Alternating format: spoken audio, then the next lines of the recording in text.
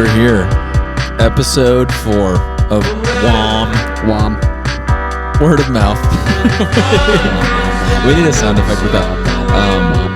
With Griffin Levy. That's the right pronunciation. It is. Levi. I didn't know that till about a month ago. And I've been friends with you for longer than 1 month. Quite longer. A little bit longer than 1 month. Oh man. Hey, shout out to Yacht Club. Yacht spelled Y-O-T for this opening track we have today. Slept on Band. They had a concert in Birmingham a few months ago. Really missed out on missing that one. Yeah. Also, Griffin, one thing that people definitely need to know about you is Willis is your favorite band, and you willingly skipped the Willis concert last week. Well, I willingly asked two of my producer friends over here to let me know if they were going, and they did not respond. Wow. The producers Sam and Jake have the producers hands in the air. Jake was on a date. That was his excuse. Wait, Jake, you're on a date? Already back. Girlfriend flex. Oh my gosh. Yeah. Girlfriend flex. Hey, rumor has it there's a date in the future coming for Griff. That's what I've heard. You can't argue with it. There will be a date in the future at some point for you. Probably. Yeah. Unless you vow to celibacy right now, there will be a date in the future. One thing that Gracie and I were talking about yesterday, Gracie, my wife, we were talking about how, like, it's really interesting how whenever you go about, like, getting to know someone and then first date and then, like, dating and then, like, kissing and then saying I love you and then meeting each other's parents and then getting engaged and getting married. There's so many different, like, You meet their parents huge, that was my order. But it, like, there's so many huge, like, milestones back to back to back to back to back. And then, like, once you get married, after that, like, there's just kind of like a, what do we do now? Yeah, it's like kids happen, but that happens usually further down and Usually. then, yeah. And then everything kind of just becomes about the kids, I feel like, after that. Anti-birth control listeners are fuming right now, but I respect that. I respect you as well. Yeah, I have CF, so. Yeah. But, yeah, Myres is, I don't know what that, to word. I'm what infertile. Infertile, that's the right word, yeah. The only way that I will have kids is through, like...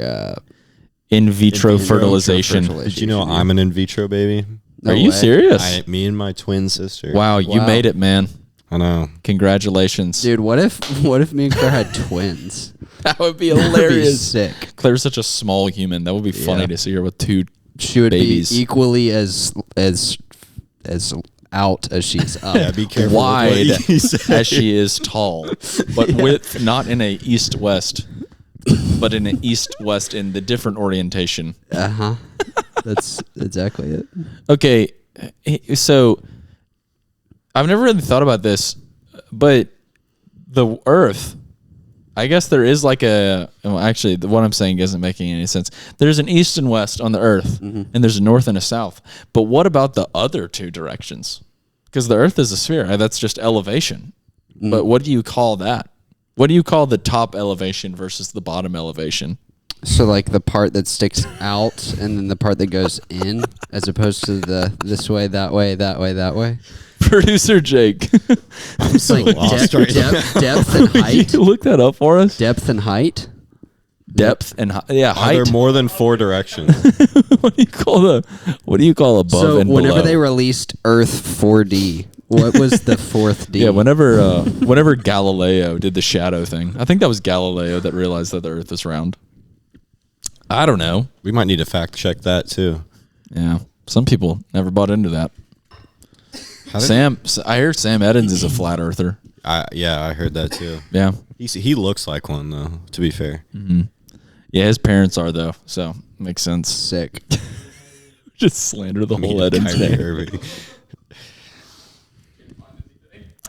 There's nothing on the internet to answer my question. No, you should say there's north and south and east and west, but what about the other two north, directions? South, east, west. What are the other two directions? Apparently there are 6 directions. I mean, if you think about it, like Above and below. There has to That's what I'm be. saying, like depth, height, like elevation. It has to be elevation, but I'm just wondering, like, if there's names for it. Heaven and hell. Just get real biblical. That didn't work at all. I pointed the mic. Oh, man. All right, but we're here with Griffin. Griffin, tell us who you are. What do we need to know about you? Oh, man. I like taking pictures. Like taking videos. Okay. And I subsequently do that as a job. Sick. So, yeah, I... Hometown? For Fort Worth, Texas. Okay. Go Rangers. World champs. Macaulay? What's the name of the town? Colleyville. Go Colleyville. Stars. Colleyville. Yeah, go Stars. Colleyville. What's their mascot? Hey, That's not the high school I went to, but they're the Panthers. do you know where segoville is? No. Okay. I thought that was about to be a punchline. Like, No. Segoville. man. Yeah. My parents lived there right before I was born. I was born in Tampa, Florida.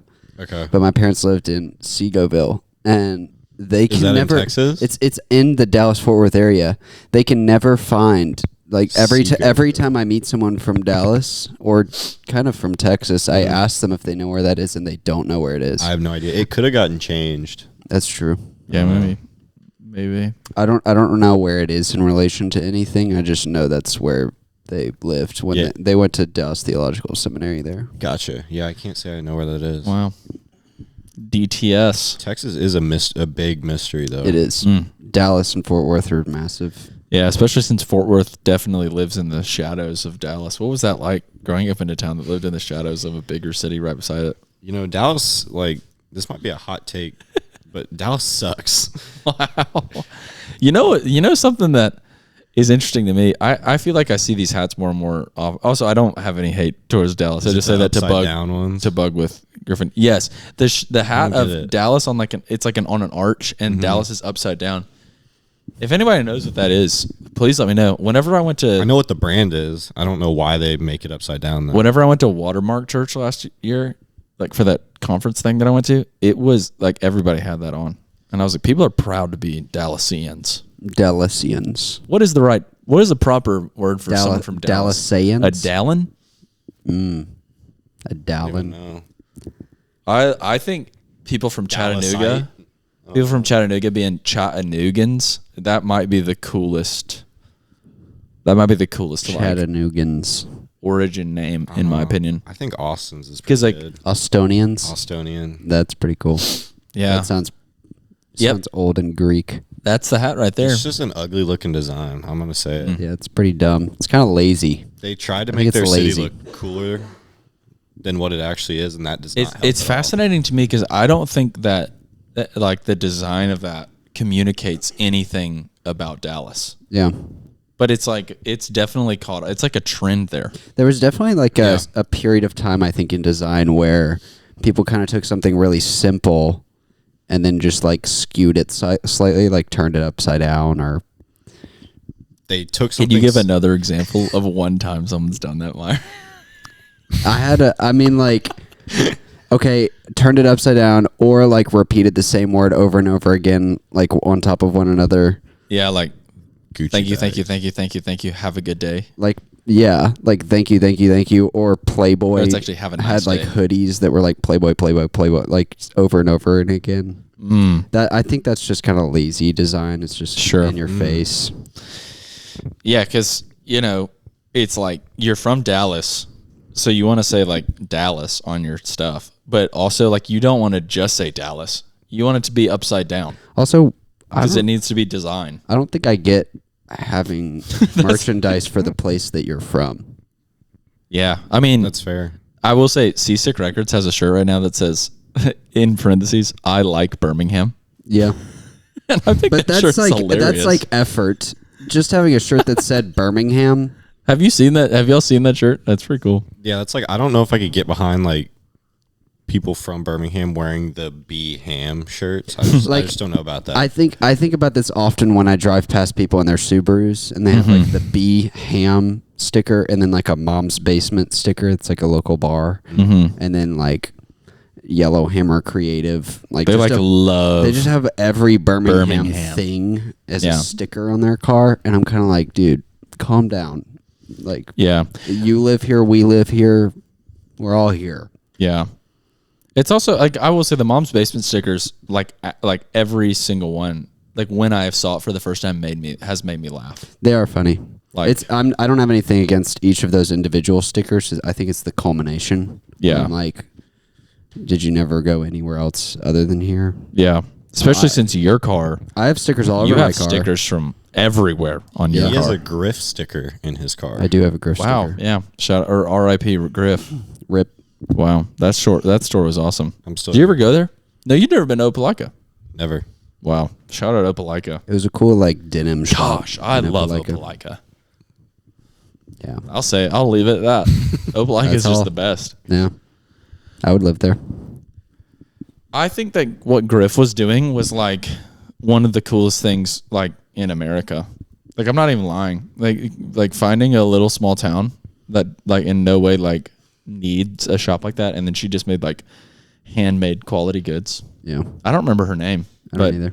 the store was called Griff. I don't remember why it was called Griff It's either. just a good name. Yeah. The Carnleys did the graphic work for them. Of course they did. Shout out Josh. I can't wait to have that man on He's going to be on this podcast. I've already talked to him. He's ready. We He's just got to tell him when. He's gonna be a good time.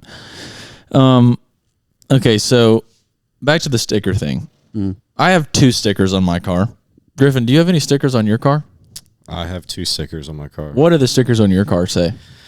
I have a Sanford sticker on my car. Respect. Very Bow wow. Yeah, go Bulldogs I do too. and Blazers. And then I have a Kanakuk sticker, Whoa. which is a church That I worked at. that's pretty fascinating. How is that fascinating? I wouldn't have pegged you to be like Seems a out of character. Kanakuk sticker on your car type of guy. Yeah. You definitely knew it was there. No, I forgot that was there, legit. But no, yeah, so now that you say that, the year I was at camp, they did not print parking passes because Mm. it was the year right after the pandemic, and so they just, I don't know, people were freaking out over everything, but so they made us put the sticker on our car as a like a parking pass. parking pass. Wow, that's I don't know about that. I think they just kind of want you to have some marketing. Probably free. I mean, it's genius if that's It free is, marketing, yeah. But I did not have a parking pass the whole time. Now this is something we could talk about for a while. Car decals, like car stickers. Is that like a because my dad was like anti car decal. Like do makes either of sense. y'all's fathers have stickers on their car? My dad has flags from every country he's done a mission trip in. That's Wow, how many truck. flags is that? Is it like 400 or something? Well, yeah, maybe it's not quite every country he's gone to. I think it's ones that were specifically impactful. I think he has 3 or 4 on his car. And then I think pretty much everyone in my family has a Sanford sticker somewhere on their car. I went with I wanted mine to sort of match and have like an aesthetic going on. So I get those white oval stickers wherever I go. Oh, gotcha. And then I put them all on one window. Mm. And I feel like that And you have all your coffee shop stickers inside your car inside on your of my dash. car, on my dashboard. And my rule with those stickers is I cannot put them on. I can buy them and get them, but I have to ask a friend to put it on there so that they have influence. That's right. I put on the barista parlor one and one other one. Yeah. Wow, we just shouted up barista parlor. This episode is now sponsored by Barista Parlor, a coffee shop I don't think exists. I learned whenever I was there the other day that their barista is unionized. Do you know what Barista Parlor is, Griff? No idea. Very popular coffee shop in Nashville. Has been like for the past 10 or 15 years. Yeah, big Okay. deal.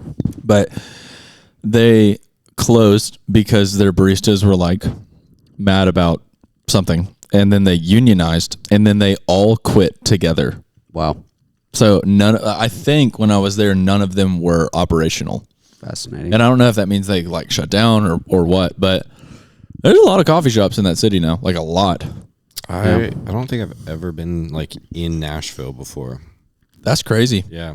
I feel like Dallas people love Nashville and vice versa. I can't say I love it, but I can't say I hate it because I've never been. But I've always been like a Franklin, Brentwood, Tennessee kind of guy. Are you is your family pro or anti car sticker? That's a great question. This is like would your parents get mad if you got a tattoo? Yeah, Would your dad be upset if you put stickers on your car?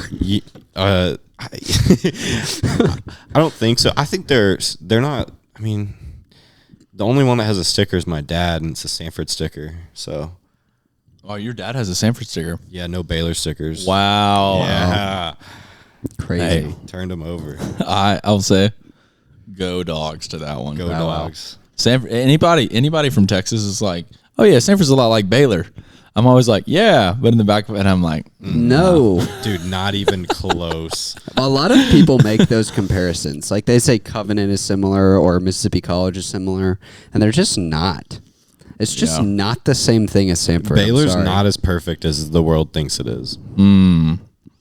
I don't think the world thinks it is. I think Baylor people thinks the world thinks that Baylor's Yeah, perfect. that's Okay, real. maybe that's real. that's what I was getting after. The only thing that I knew about Baylor before I went to college with people from Texas was Robert Griffin III. That was the only time I had ever even thought of it. I don't think I knew Baylor was in Texas.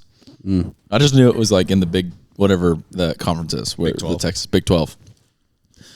But that's fascinating. Robert Griffin III. I remember driving through Baylor for the first time. And this is how deeply I didn't know like what Waco was. Like I remember driving through Waco and seeing Baylor and seeing the football stadium on the river and being like, oh, like Robert Griffin III. That was like the only thing I thought about. And then we stopped and went to Magnolia and all the things. And it was fun.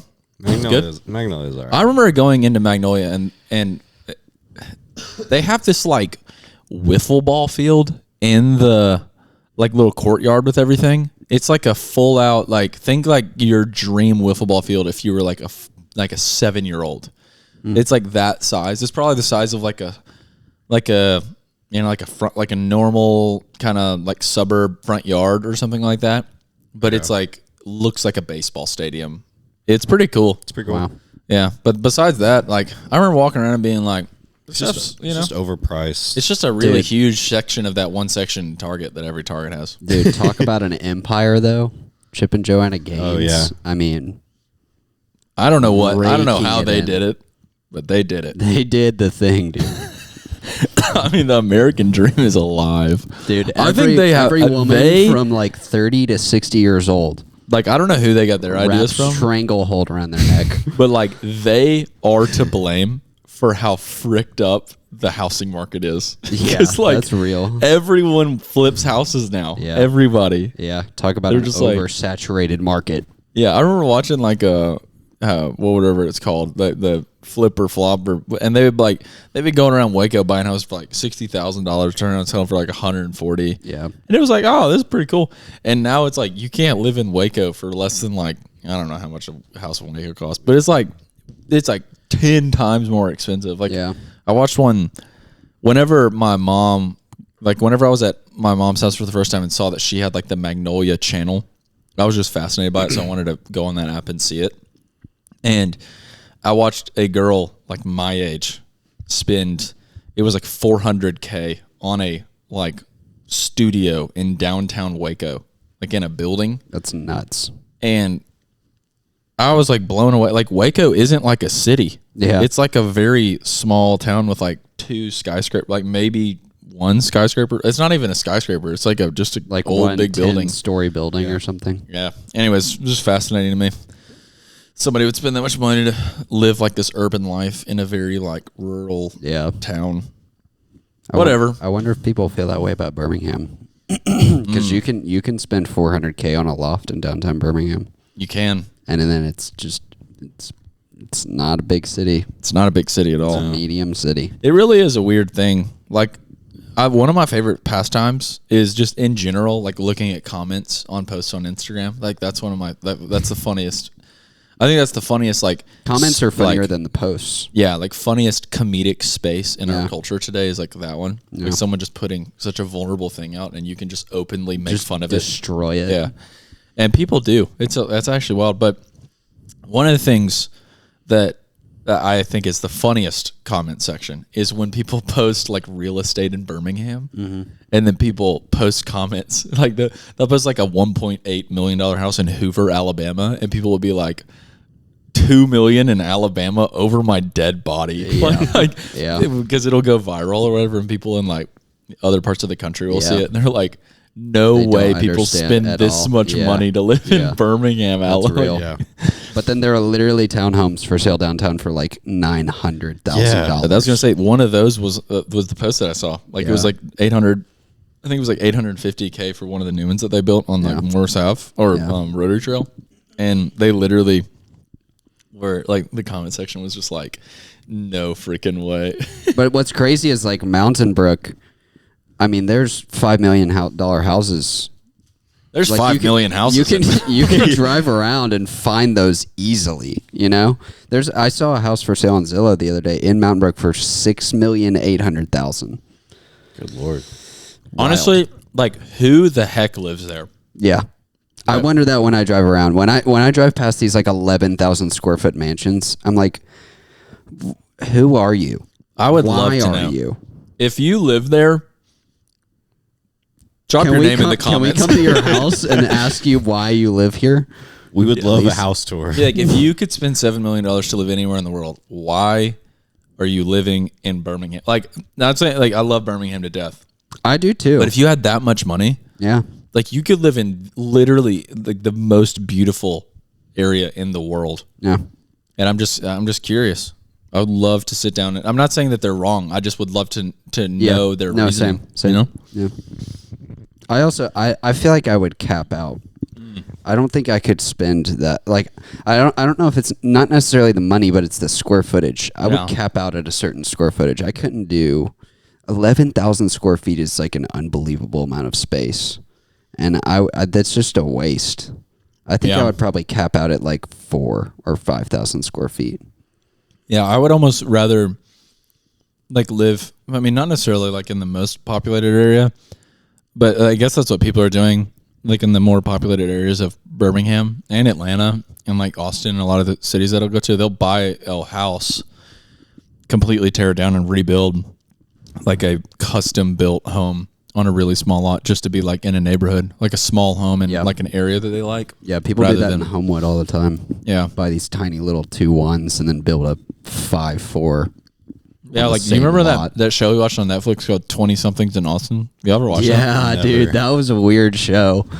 They just like straight up put these 20 somethings, like just like post grads in. They just gave them free housing in Austin. That was a for blip like in my 6 memories. months, and they just like filmed them. It wasn't a dating show. It was just like Just film their life.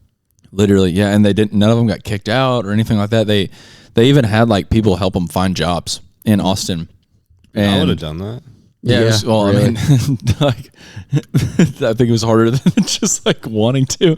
You had to like. Fill I mean, out. I'm sure you had to fill out, but like, Yeah. if someone approached you about that, It was weird. Yeah. I don't watch much reality TV, and so that was like one of the only reality TV shows I've It was watched. so like normal and Yeah. realistic, I guess. It was the least like crazy psycho group of people I've ever seen on reality TV. They were pretty average. Especially in comparison to like Love Island. Like Love Yeah. Island people are insane. That's most of my experience because of Cody Ko and Noel Miller. real. the goats. I watched Love Island for the first time in college. Mm.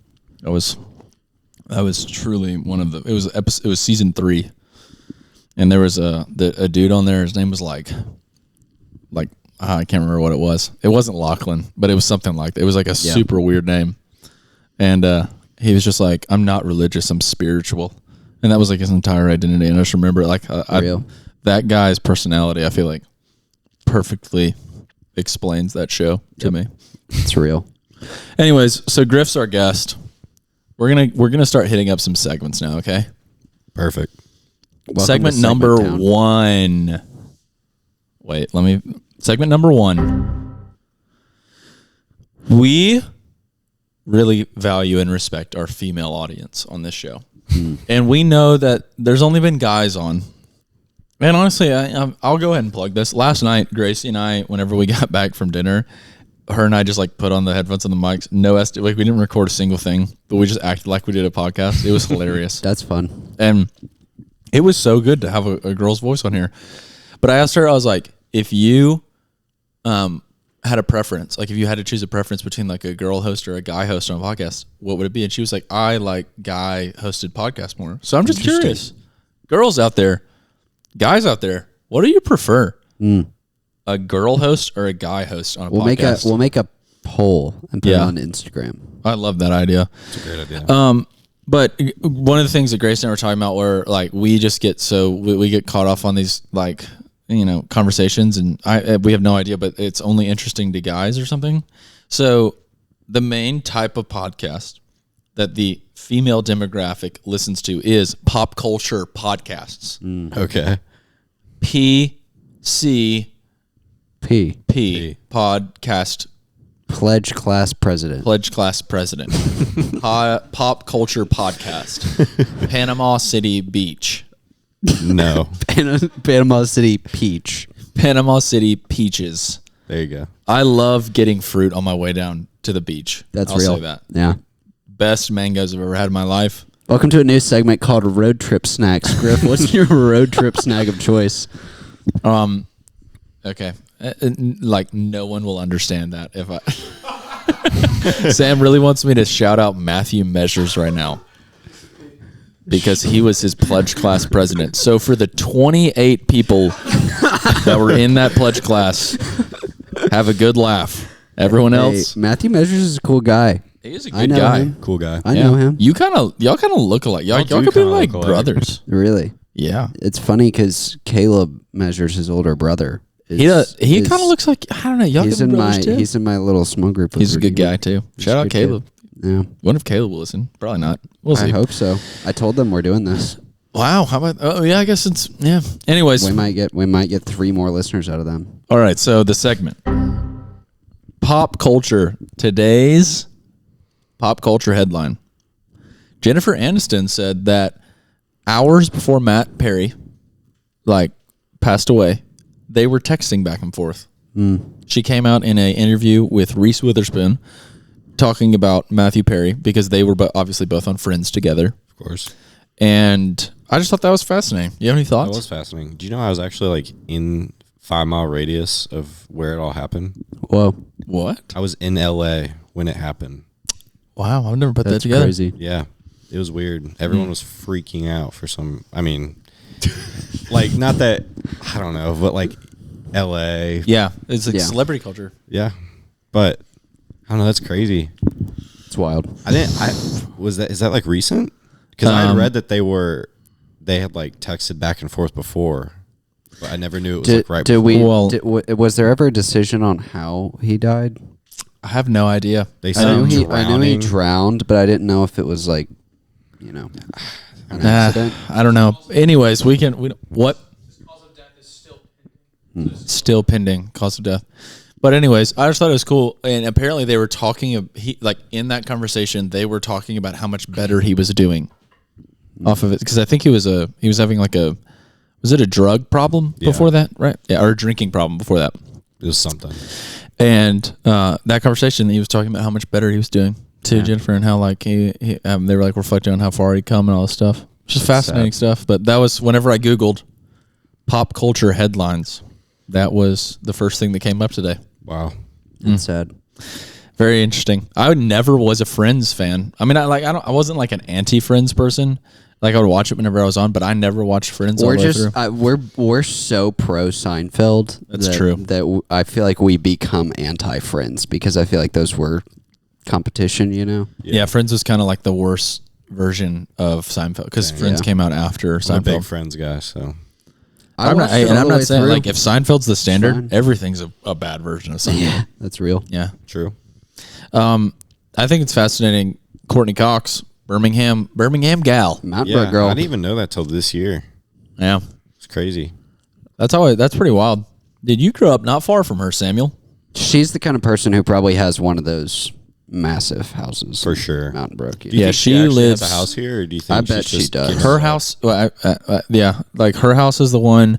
When you're driving to 280, not to 280, to the Summit in the back way, and then there's a church right there called Philadelphia First Baptist. Yeah.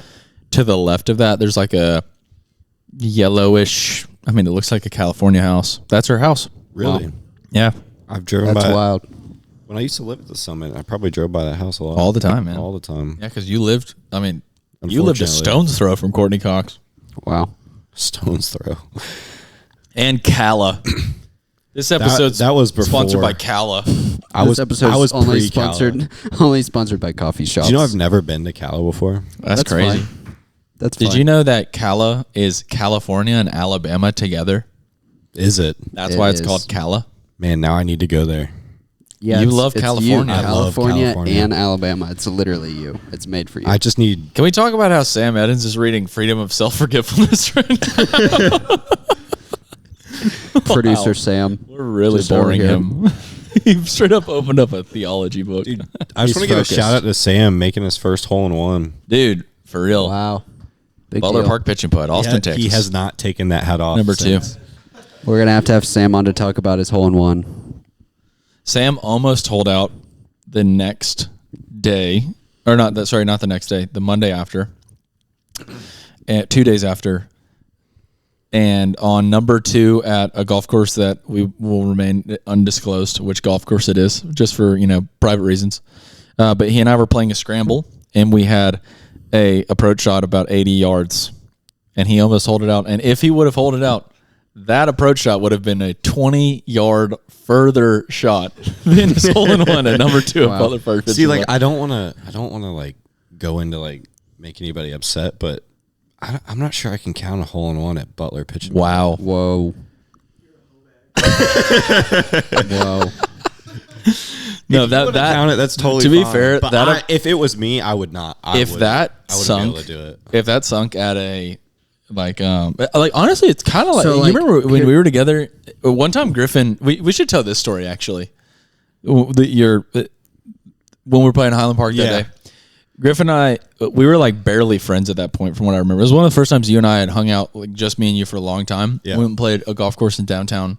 Favorite golf course, maybe ever. Yeah, probably. And Highland Park's such a good vibe. And then in the back 9, Griff was 6 over. I was 8 over. 8 through over 9. through 9. And Griff's like a After- very good golfer. After Steven was hyping me up, and I bogeyed It's a sneaky hard golf course. bogeyed every hole, playing terrible golf, like borderline college golfers getting beat by Stephen Peacock. You were not almost. getting beat, but it was close. But I remember going onto the back 9, stopped and got a water or something inside. And I was like, golf is a crazy game. Like Snickers and a Powerade was Snickers what and we a got. Powerade. Wow. That's right. I was like, Fuel. everything can switch in 9 hole, or like from You literally said that, yeah? from hole 9 to 10 tee box, and Did it switch Yeah. for And you? then we did 10. had the 9 So we did holes 10, of my life. 11, 12, 13. And so we're on hole 13. And it is a hidden par 4 that's like 255 yards. Can you define a hidden par 4? I just The wanna- green, you could not see the green from the tee. I just wanna It's point behind a out- tree, and it was like probably The, 100 feet above our head. The scorecard says 295.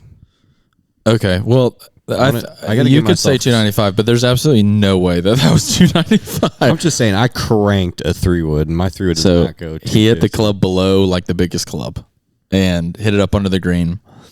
And they had just cut back the tree that day to where there was like an opening available to get onto the green that's usually not there.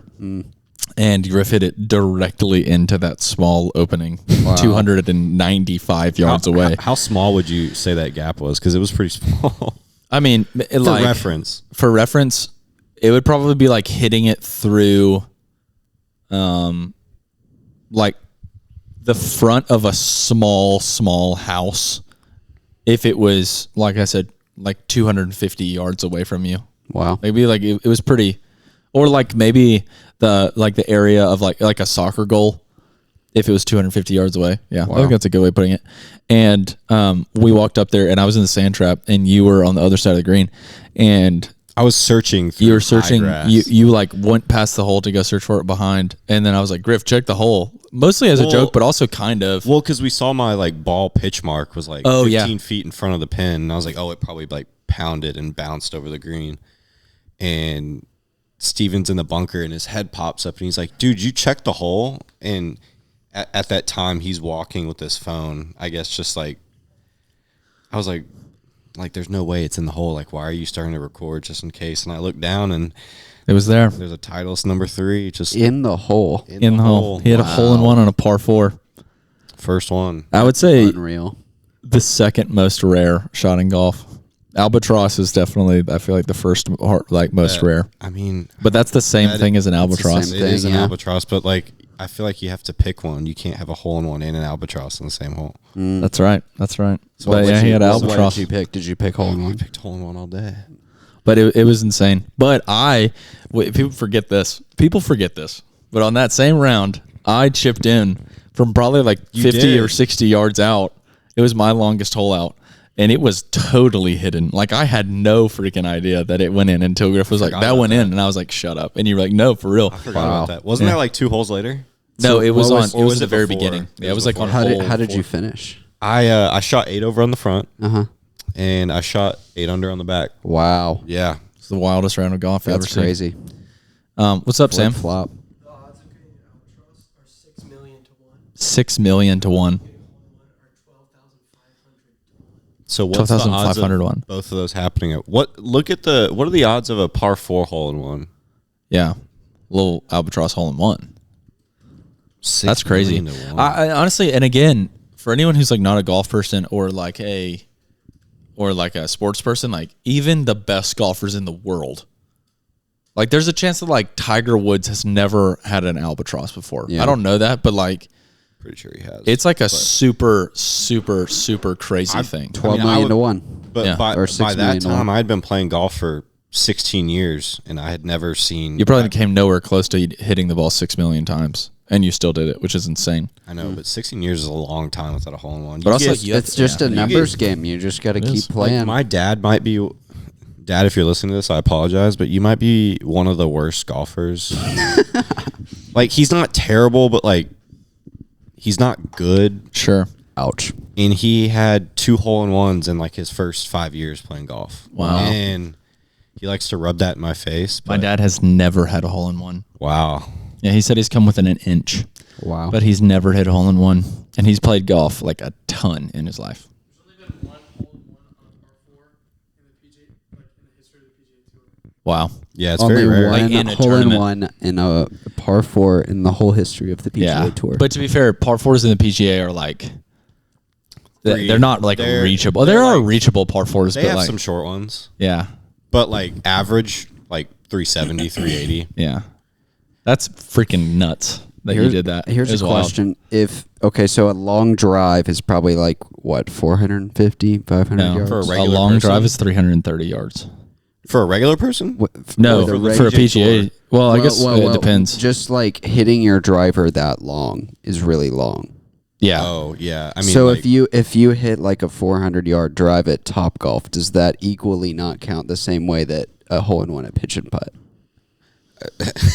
Well, considering the net is 275. I don't even think it's that long. I think it's like 200. Yeah. If you can hit a Topgolf ball with a Topgolf driver 400 yards, I will quit playing this game. Yeah, that ball cannot. There's no way that ball. I was trying to come up with a comparison of like if pitch and putt hole-in-one doesn't count, then is okay. I'm not saying pitch and putt doesn't count like as a golf scene in general. I'm just saying if it was me, I wouldn't be able myself to count it as a hole-in-one. It definitely is like it's got an asterisk. It's got an asterisk. It's a hole-in-one, but it's got an asterisk next to it. Yeah, but also like Eric Anderslang, the guy who like kind of made the whole thing like famous, Butler pitch and putt, and just golf in general. You know, he gets hole-in-ones. Not Tiger Woods. Yeah. Not he made like cool guy golf. I'm not going to ever say that again. I actually wouldn't have said that. But he gets hole-in-ones at Butler Park pitch and putt because he plays all the time. He gets hole-in-ones there all the time. Like there's a sign. Very repeatable. There's a sign on the like in front of the first hole. It's like this. It's like a flip clock of like how many days since the previous hole-in-one. I've never seen it more than like 10 before. Because people get hole-in-ones. It was 2 days when you went. Yeah. So and I've hit the flag stick there twice, and I've never it's just like it's the just greens a very are so good, and it's very repeatable hole. When I was there, I was on hole number 8. Sam probably has the most memory of that hole. Hit the flat. Well, do they still have like that like mound of dirt to the right and stuff like that?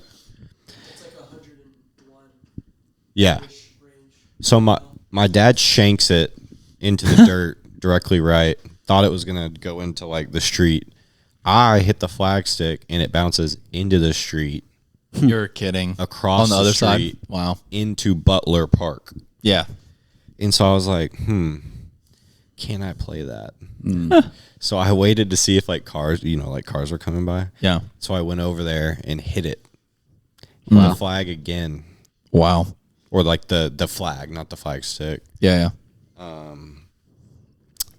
Made par. Wow. Yeah. How about that? You know, I may not be that good at real life golf, but I am Oh my gosh. raw. I am savagely good at coffee golf. Oh. Speaking of Myres and sports, I think it's time for another segment. Myres Sports, my favorite segment of the day. I love sports. Myres, I read today. I was anticipating this. I read today that in 1987 in Welton, England, at some old Irish pub in downtown Welton, England, 4 guys, highly intoxicated, started wrestling one another like an arm wrestle with their toes instead. And the official sport of toe wrestling was invented that day. That same pub has hosted national championships, like global championships there every single year until 2021. I'm not sure why it ended at that point. Maybe that's just when the article stopped or something. Sounds like a really stupid thing But to they've do. had annual toe wrestling championships there for longer than that, 40 years. No, 87, 97, 07, 17. Yeah, no, 45 years. Isn't that crazy? That's It's not a sport. something. Why is that not a sport, Griffin? Seems more like a game. Yeah. Like a drinking game. Toe wrestling. So is having a thumb war a sport? I mean, it's competition. What do y'all think about those slapping Slap competitions? Yeah, like what? That's a great question. What defines a sport? Yeah, that is a good question. Producer Jake, what is a sport? I want to say if it's in the Olympics, but there are a lot of things that aren't in the Olympics that are sports. That's true.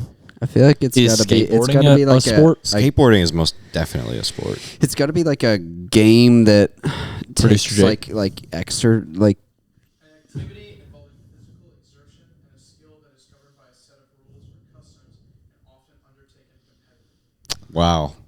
That's toe wrestling. Toe wrestling might be So it's a considered a game. sport. It is an activity that requires The most popular sport. exertion, physical exertion. I would rather just call governed by a set toe of rules. wrestling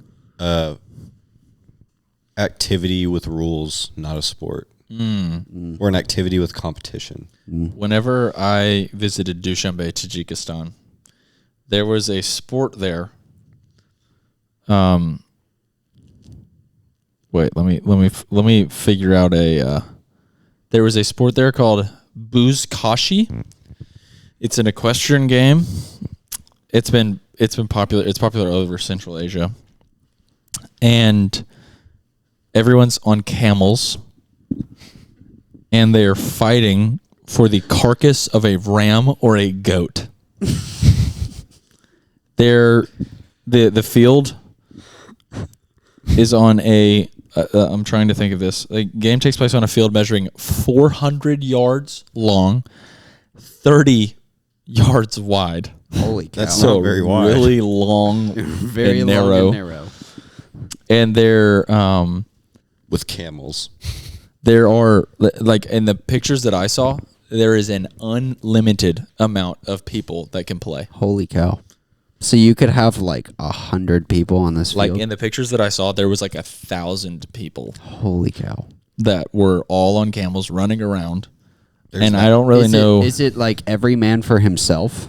Yeah, the goal of each, there's teams. The goal of each team is to lift the carcass and throw it into their own net. As the carcass usually weighs up to 40 kilograms and must be snatched up while galloping During the 15-minute game, each team tries to score more points than their opponent. In the fight for the carcass, certain rules must be followed. A player cannot push the ulak or the carcass off its opponent's horse, or grab it off the back of his opponent, while the one who seizes their carcass is not allowed to tie it to his saddle. So I guess you just have to like make it fall off in another. You can't snag it though. I don't know how you do that. Yeah. Very fascinating. That was the most popular sport in Tajikistan. The most popular? Yeah. More than like soccer?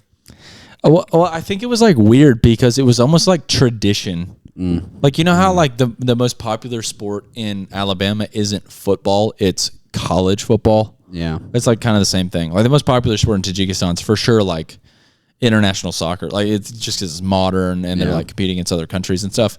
But the most like entry is lower. You don't have to have your own camel. Yeah, but the most popular sport, like the most like the biggest cultural sport in Tajikistan, like the one that they care about the most is buzkashi. Fascinating. Imagine turning the Olympics on in the summer and seeing that. This is so entertaining. Like this is Wow, Jake has it pulled up. They're on horses. They're not on camels. I bet Okay. the camels is way slower. There's like I was reading that there's like new rules. If Kendra's listening to this, I need her to like. Oh, wow, my there gosh, it is. Cow. dude. This I dude need- just like dove into this. I need Kendra to like his let me body know. on the line. Kendra's my friend who lives there full time, and I need her to like figure out, tell me like what the name of the sport that she went to was. But they had camels, and from my understanding, it was in a big, like a huge round area. Like it wasn't like a whatever you call it, like a ruler kind of. Okay. 400 by 30. Interesting. But I'll anyways, see if our editor Similar can- idea, though. I'll see if our editor can insert a clip. I don't know if he knows how to do that. Editor Miles. Miles, sorry. I said that wrong. Oh man. Hey Griff, tell me about your fashion influences. My fashion influences, man. It's a great question. This is our new segment called "Tell Fashion Me About Your influences. Fashion Influences." I mean, I like to think that I have decent fashion, even though I'm single.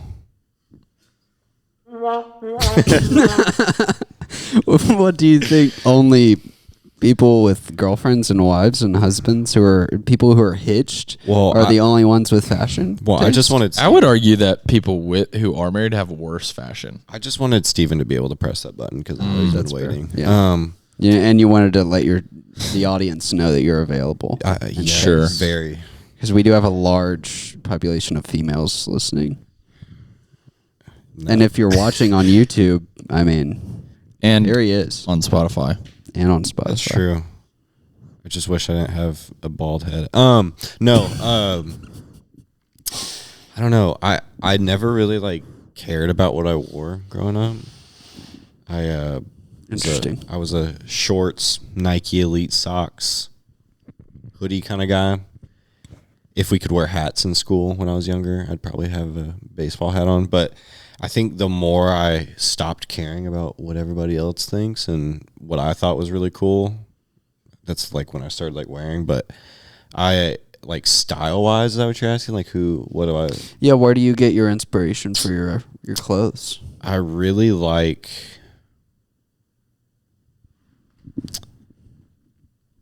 Man, that's I've never been asked that question before. It is kind of hard. Like, I can think of brands I like. Yeah. If I I'm can trying to think of of- like a person, this is going to sound weird, but I feel like I get a lot of there's this professional basketball player. His name's Jordan Poole. And I just think he has the sickest style. Like, perfect. I just think he has the sickest style. Like I'm a big Birkenstock guy. Yeah. And he pulled up before a game and he was just wearing like some Carhartt like work pants and a hoodie and Birkenstocks, and like people raved about it, and I was like, I wear that. Yeah. Which is like when I started to learn like what's really cool isn't what people are like raving about. It's like what you like to wear. And like I think a lot of mine is like comfortability. Is that how you say it? Yeah. Comfortability. Comfortableness. Like no one wants to wear stuff that like doesn't feel good on Yeah. your body. But I don't know. I think like Jordan Poole, Ronnie Feig, Jacob McClendon. Shout out to producer Jacob McClendon, producer Sam, too. Friend of the podcast. Sam's got good style, man. But yeah, what's your when you say what brands you like what brands would, like, if I were to ask you, Myres, what is the top 5 brands you either take inspiration from or wear the most?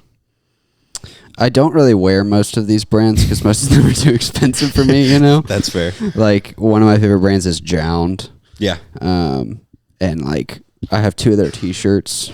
Okay. But a pair of sweatpants from Jound is like $225 or something like that. Wow. It's not... For just a normal pair of pants. Yeah, it's not in my price range right now. But probably, like, I really like Jound as far as, like, very base, essential... pieces. They do a lot of solid color stuff. Yeah. A lot of loungewear that I think is pretty They've nice. got shoe collaborations too. They've done a lot of cool shoes. I've New Balance. never gotten any of their shoes. The next brand I was going to say is Aimé Leon Dore, which these are. I'm a big fan. Big fan of them. New Balances. Big ALD guy. Yeah. Again, pretty expensive. I wouldn't say they're not as expensive as Jound is, though, right? No, I don't think so. I feel like they're pretty fairly priced, fairly priced for what they are. I'm just like I thrifted pretty much my whole wardrobe, or received them as hand-me-downs from like grandparents and stuff. Mm-hmm. So spending any money on clothes brand new is like too much for me. That's like, I think that's where I got stuck. Not to cut you off, but I think that's where I got stuck when like you were asking where I get my like style from. Like, could I just say like Goodwill? Yeah, like, I shop at thrift stores to emulate from other influences. Yeah, if like that makes sense. Now, like pants and stuff is hard. I'm a tall guy, so like finding pants that fit. If I could in Goodwill, I would. But I also struggle with pants. Most of my pants I end up having to just go to Target and buy or something like that. Yeah, but I mostly wear black pants. This is gonna sound very mainstream of me, and I don't want you to think differently about me, but Abercrombie's got some good pants, man. They're expensive, but like I think with pants, you just have to find something that fits. People's bodies are so different that you just kind of have to find pants that fit, and then everything else you can kind of have some they've just like leeway with. I think. Don't know. They look nice. They're comfortable. Yeah. They aren't short, too short. Even though I'm a big, I don't like my pants touching my shoes. I don't know if that's just me, but I roll pretty much all my pants because same. Yeah, but like most of my like closet is thrifted shirts, crew necks, stuff like that. I like Aimé Leon Dore has some really cool. They do a lot of layers and stuff, especially in their winter and fall collections. Yeah, and so that's where I get a lot of inspiration for how to style my clothes. I think I have a couple. I think I have like 2 crew necks from them. Yeah, I also there's a certain like niche of these like tiny design boutique houses in LA. Mm-hmm. So there's like Museum of Peace and Quiet. I really dig. Okay. Period Correct is this guy. I don't know what his background is, but he started this little boutique that's the same kind of thing, but it's focused on cars. Okay. So they make like cool styled clothes that are targeted at car people, and they've done some cool collabs with like car manufacturers like McLaren, or they worked with Hot Wheels. Okay. But they'll do like crazy cool vintage picture of a rally car from the 1970s on like a black t-shirt, and that's sick. It. So I really like cars, but car brands don't tend to have good looking clothes and merchandise and stuff. And so Period Correct kind of bridges that gap and brings in like a cool modern sense of style and taste with cars. So I have a lot of stuff from them. I don't, kind of segueing off the cars and fashion, are you into F1 at all? Either one of you? Mildly. No. Okay, I'm gonna turn away from Steven. You said mildly. So I know most of the field of drivers. I know pretty much all the teams. Okay. What I get caught up in is, and my thing with sports is, I don't really love when you have to know a lot about the sport to like get Enjoy into it. Like I don't care about all the politics. Yeah. And that's part of why I can't get behind like a lot of college football and stuff like that, is because there's all these rivalries and I don't really feel like learning the history of all of it. And so that's where I struggle with F1 is most of F1 is just knowing about the politics about who drives what and how he switched around from this team to that team. And well, it's good this has nothing to do with that. Alpine or Alpine. They recently did a team uniform. I'm going to call it uniforms. I don't know what. The jacket. I think it's called a uniform. Suits, yeah, team uniform with Kappa and Palace. Interesting For the Vegas race. And very fitting. It might be the coolest thing I've ever seen on a race car driver. It's fascinating. Palace is a skateboarding company. It is a skateboarding company. And they made a race car uniform. They did. I think technically their race suits are Alpine All Stars, something like that, whatever it's called. But yeah, Palace and Kappa did a collab. Really cool, actually. Wow. It was like gray camo, and then Alpine's like main sponsor is BWT. I don't know what that is, but it's something, and it's like baby blue and pink. So the color combination was just That's sick. Well, I have pulled up right here, GQ.com, top male fashion trends of 2023. You want to hear these? Can we go from bottom to top? Can we also clarify? Is this individual like pieces of clothing? Yeah. Okay. So this one, first one. Should we try and guess some of them? Like number 10, or Just guess like it's not ranked. Like 3 things that you think are going to be on there. I think like Boston's are definitely on there. are definitely on there. I think cargo pants are probably on there. Okay. I think like work jacket, Carhartt jacket. Right.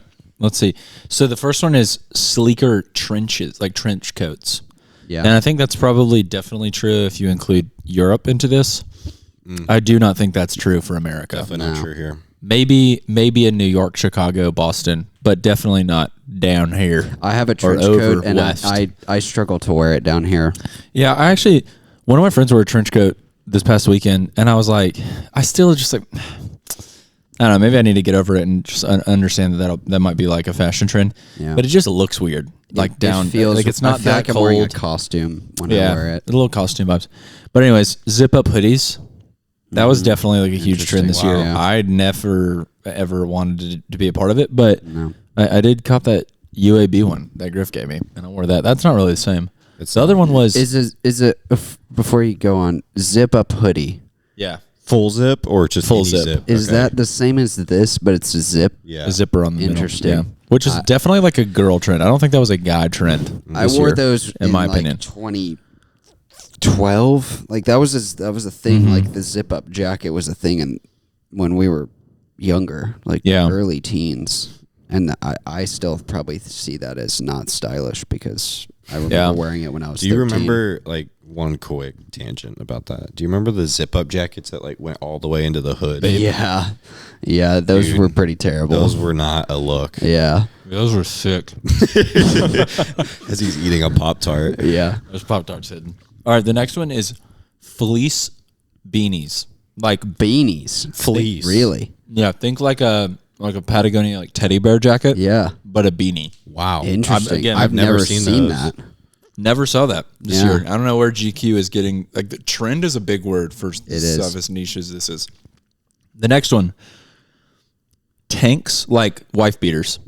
Yeah, I definitely saw that more this year. Yeah, a little bit. Not really here in Birmingham, I don't think, but I saw it just generally. Yeah. Capital D dress pants. So like you know, like slacks. Yeah, I feel like pleated khakis, like big baggy slacks. Yeah. I have a pair bought of a pair of Dickies that are kind of like with some loafers. Yeah. Or like Not my Docs or something style, like but that. I appreciate it. I can get behind it. The next one, flip flops. Oh my god! He pulled this up just Listen to to talk this. about Your slides hit a great run. Flip flops, the final frontier in so bad it's good fashion, are really truly cool again. They're not cool. Wow. Can we get a poll in this room? Like, wow. GQ really doesn't. This is probably coming. There are 5 people in this room. How many people here are in favor of flip flops? Wow, Jake. Wow. Okay, I didn't think that you would be 3 to 2. Dude, he wears Chacos though. Dude, Jake gets so, I love how like annoyed Jake gets with this. Not like frustrated, but just like, bro, come on. Are we actually? I'm just messing with you, man. I hate flip flops. I hate them too. I can't get behind it. I can't. Just think of like, when you're like wearing socks, right? I know you don't wear socks with flip flops, but like, and you feel something in between your toe that you can't get out. Yeah. That's what it feels like wearing flip flops. I've never liked them. I had them when I was growing up and I never wore them. I Blisters just on your toe. like it. Like, it's not And fun. the noise. Yeah, the like noise of flip flops. Yeah, flip flops are an onomatopoeia. Stop talking. I mean, they truly are, though. I mean, you could say that about a lot of things. Yeah, that has nothing to do with the style of flip flops. They got divorced, that flipper flop couple. Wow. Shocker. There. So it flopped. But anyways, I just thought it was hilarious that flip flops are on this list. They do not deserve to be on that The next list. one, boxy bombers. Could you say a Carhartt jacket? Yeah, I think that falls underneath that. that's- I yeah. also think that like maybe falls into like the whole Kanye West Gap jacket, maybe. Yeah. I was kind of thinking maybe it could lean into chore coat vibes. Okay, silk scarves. No. This Not for guys. this list is That's a no. what in the world? Maybe Where? this list is like in. Where? Hey, I will Italy? say maybe this Coast is of Italy? like Paris. Europe Yeah, GQ Paris or something. Fashion Week. Maybe this is from like This literally has Paris gotta Fashion be Week. Europe. Hey, honestly, defused button ups like the Oxford button downs, like the oversized ones. Whenever I was in New York, a ton of dudes were wearing Yeah. Is those. this like the vertical Yeah. striped ones? Yeah. Like- no, I do that look with I have some button downs that should be tucked in, but I don't tuck them, and then I wear the baggy pleated Dickies. Heck yeah. Like this vibe right And here. then I'll roll them and do this kind of thing. Yeah. I've done that look. That's what like Tucker Vines does that look. Tucker does it all the time. Yeah. Shout out I think Tucker. the, I He'll think the be on. last time I saw Tucker, he was wearing that. Yeah. Loafers or the next one. Yeah.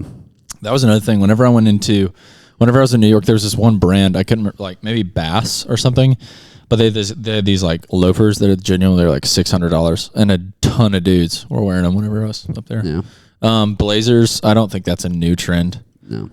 Tucked in everything. Again, I don't know if that's a new trend. No. Maybe up north. Northeast. And yeah, literally Birkenstocks. Boston's were not new. Would you consider that a loafer though? Is that what they're? No, loafers we're talking about like penny loafers. Gotcha. No.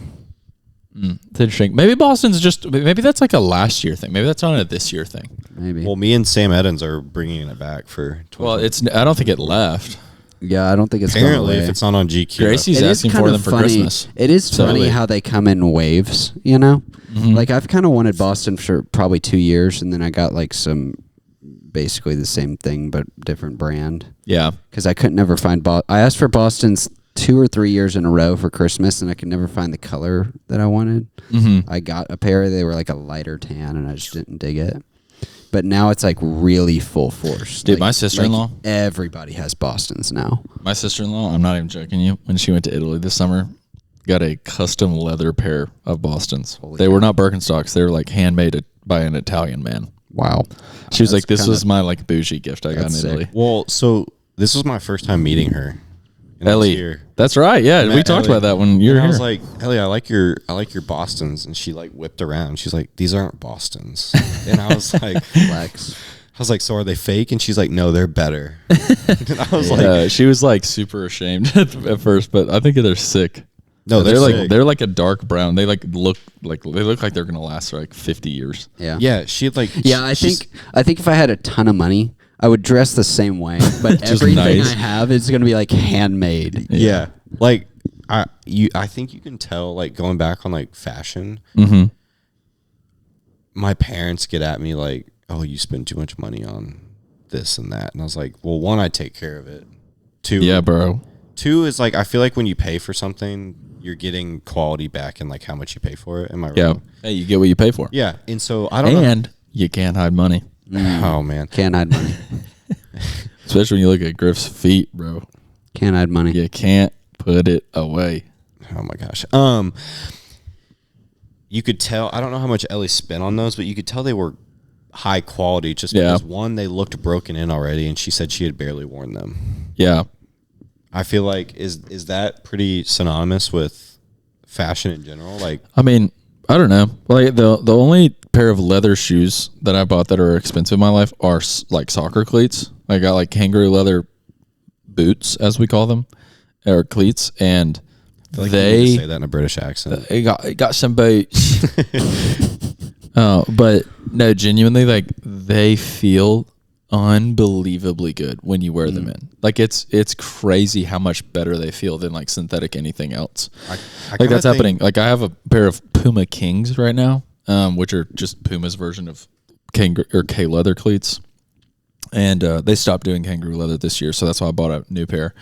And they're like 6 months old, and they feel unbelievably better than they did. And I had like a few pairs in high school and stuff whenever I was like big into soccer. But anyways, that's the only like time I've ever gotten like high end leather made like shoes with soccer cleats, and they feel unreal. Like whereas, you know, Vans, by the time you break them in, they're literally like your toes are poking through them. Yeah. You know, or you get through the blisters of breaking them in, and they're broken in, and then you start getting blisters because they're broken. They break in. Yeah. Or honestly, Blundstones too. Blundstones, Jake's wearing them right now. They feel amazing when you break them in. My Blundstones are well loved. Yeah, I kind of love mine. Tucker, speaking of him, style. We have Tucker on. He would be a great guest. But Tucker has a pair of black Blundstones, and his toes, like when he was living in New York, he wore them every day, and literally like they ripped in half, like his soles like came off. Which like that's crazy for Blundstones. Yeah. But he definitely wore his in up there. Had to walk around the whole city. I think I'm like my fourth winter into my Blundstones. They're still going. They're a little dirty. I did some yard work in them. You did yard work in your in your apartment complex? No, we worked on that house for your dad. Oh yeah, that's right. Shout out Shane. Can't wait to have him on. Shout out Jeremiah 2911 Investing. Jeremiah 2911 Real Estate Investment Firm LLC. Anyways, hey Griff, this was a good time, man. Dude, yeah. I enjoyed this a ton. Flew by. Yeah, this was. I mean, I think, you know, looking back at the episode. Oh, that was supposed to be a smoother transition. Anyways, looking back on the episode, covered some cool things. Where it is, we didn't talk about photography at all. It's fine. Griff is a photography videographer for so many different things, mainly UAB because that's his employer, but also he's shot for the likes of Baylor, Georgia, NCAA, like several NBA players. I mean, lots of really cool things going on, and a nice CV. Yeah, nice and he's starting to get more and more. You forgot to mention yourself and me. That's what I was about to say. He's starting to get more and more into lifestyle. Yeah. Hence his intro video to this very podcast he's sitting in and talking to and talking on. Yeah. All the prepositions. Thank you, Griff, for making that. Yeah. Shout out Griff. When did I make that? What are you talking about? Whenever the one that you told me was gonna be a coffee documentary and then ended up being an introduction or like a promo for this podcast. Oh yeah, I did make that. Oh, we got a new song here. Shout out Dayglow. But anyways, I wanted to plug you. If you ever need anything done, I mean, Griff's your guy. Video, audio wise, AV wise, and photo. And yeah, I just said audio. Specifically audio visual wise. Specifically film photography. Film photography, yeah. And got a lot of maybe the future. We don't know what the future holds, but it might be Los Angeles, it might be Austin. So if you're out there listening to this, which you're probably not if you're listening to this. Steven wants me to stay in Birmingham. But. That's right, man. We're going to open up Breakfast Club. Also, my wife's about to walk in the door. Hey, Gracie. You got to hit the button. Welcome home. Yeah, whatever. Anyways, guys, thanks for being on. Thanks for being on, Griffin. Gracie's going to walk in front of the camera now. Thanks, Gracie.